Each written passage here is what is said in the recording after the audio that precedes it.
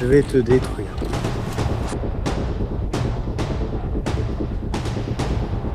En 1991, Tommy Morrison était l'artiste du chaos le plus redouté chez les poids lourds.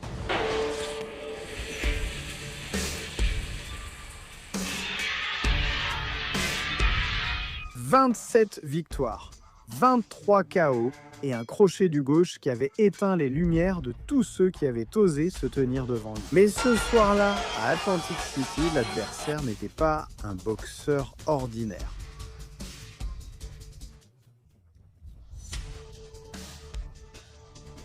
C'était un soviétique construit comme une machine de guerre, froid, technique, sans émotion inutile.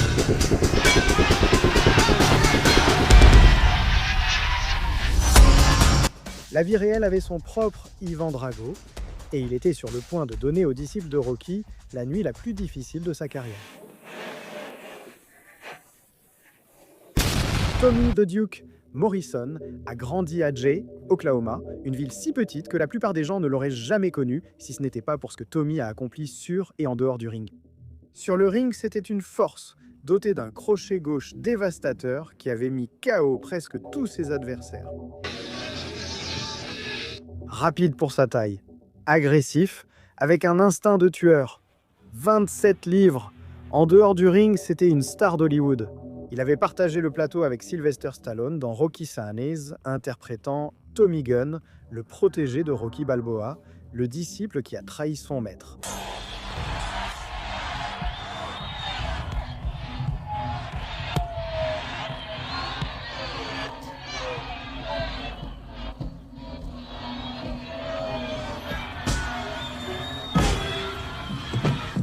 La vie imite l'art.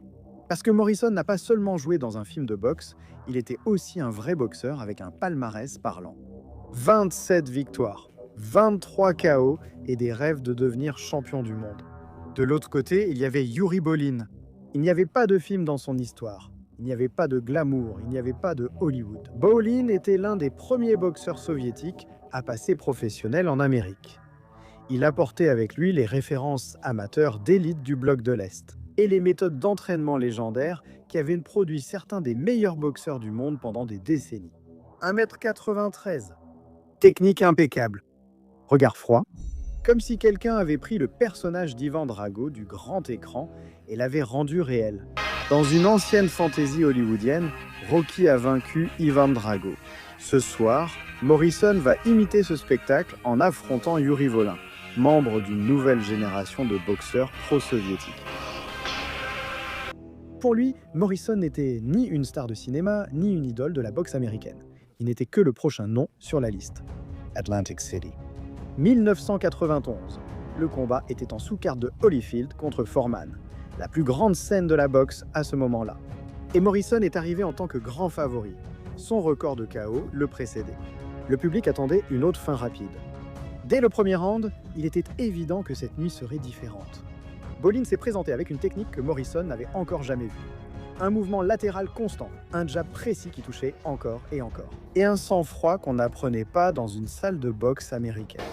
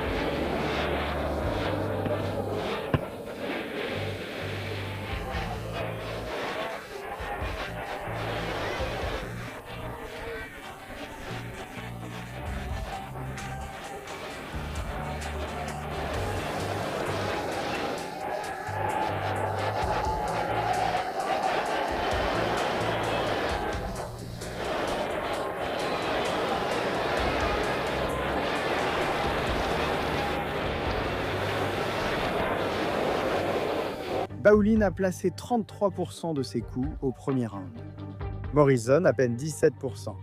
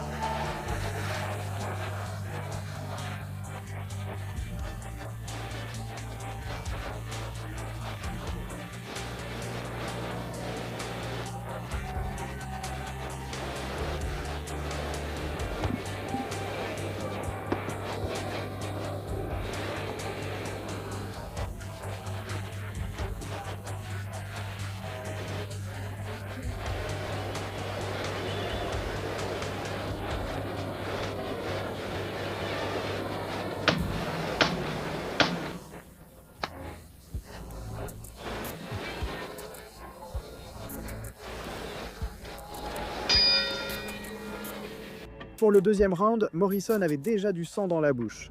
Les jabs du soviétique lui avaient ouvert une petite blessure. Et le coin de Morrison commençait à s'inquiéter.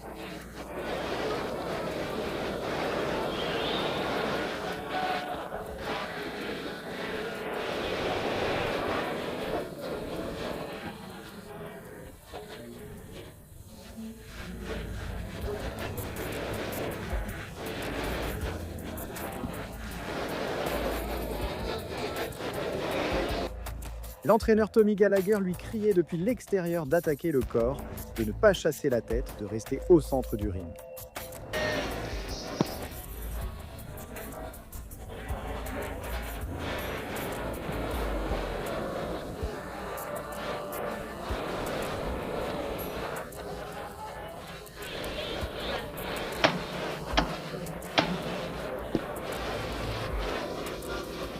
Morrison n'écoutait pas. Il continuait à chercher le crochet du gauche qui avait mis tout le monde KO. Et Bowling l'esquivait comme s'il savait exactement quand il allait arriver.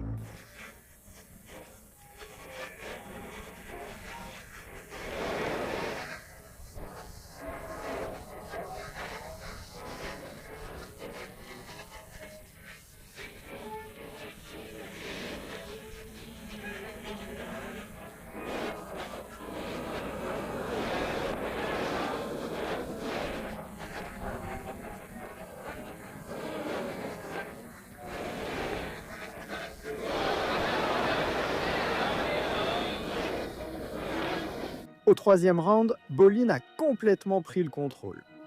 Son jab touchait avec une précision chirurgicale. 32% d'efficacité contre à peine 9% pour Morrison. Des combinaisons nettes arrivaient depuis des angles auxquels l'Américain ne s'attendait pas.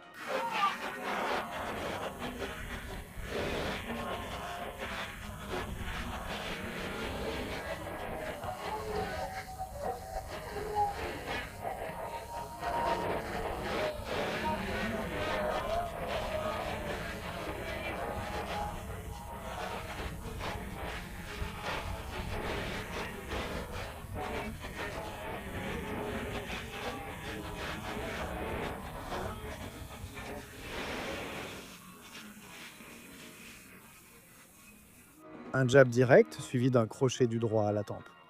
Puis un autre jab, encore un.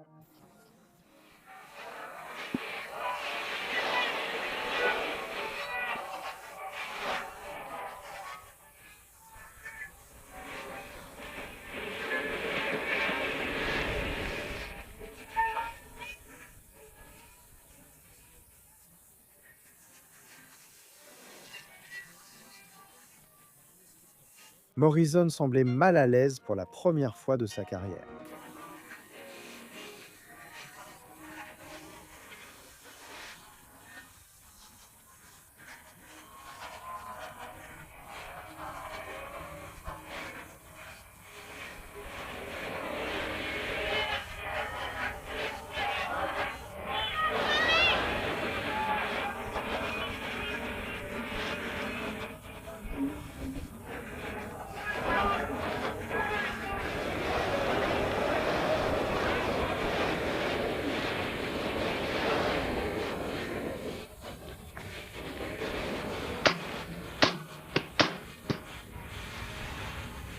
Puis, une nouvelle est arrivée qui expliquait en partie ce qui se passait.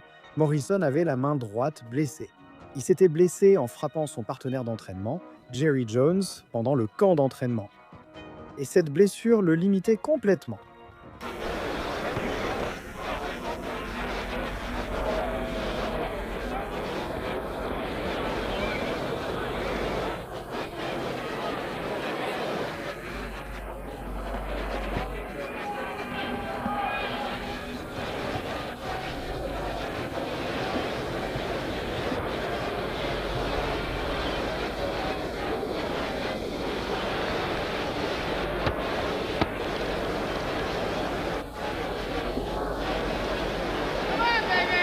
Au quatrième round, Morrison était instable sur ses appuis. Bowling le dominait par son mouvement et sa technique. Et l'entraîneur de Morrison a reconnu quelque chose que personne ne voulait admettre à voix haute. Qu'ils avaient peut-être eu tort d'accepter ce combat.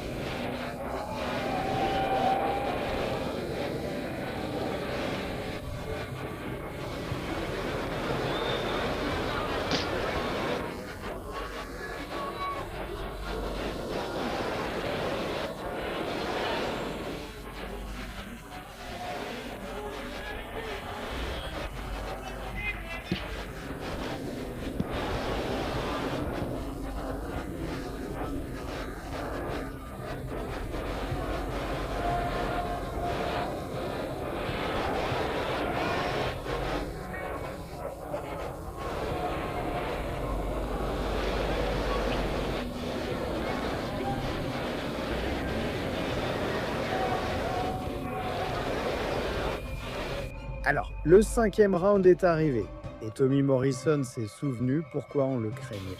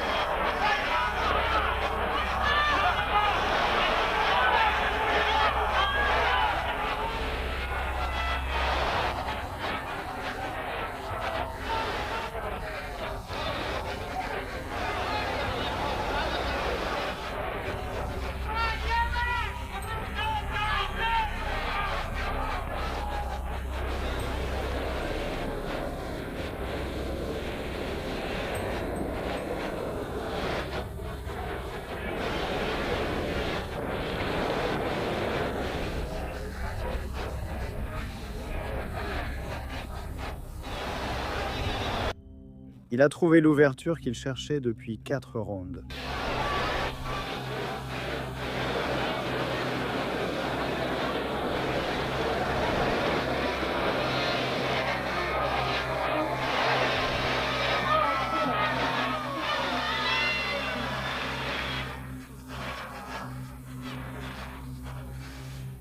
Le public à Atlantic City a explosé. Bowling a continué, mais Morrison ne lui a pas laissé le temps de récupérer.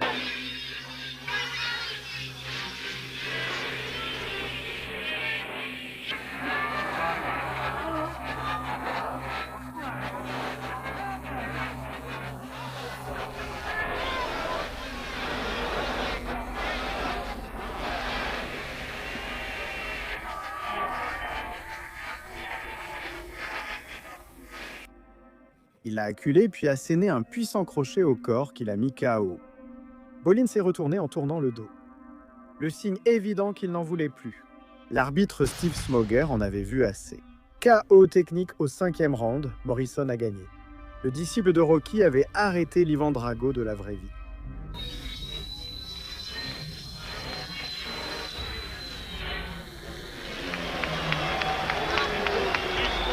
Ce soir-là, à Atlantic City, Tommy Morrison a prouvé que sa puissance de KO n'était pas un truc d'Hollywood. 4 rounds de punition, une main blessée. Et pourtant, il a trouvé le coup que personne ne pouvait éviter. Le crochet du gauche de Duke était réel. Bolin l'a appris de la façon la plus douloureuse.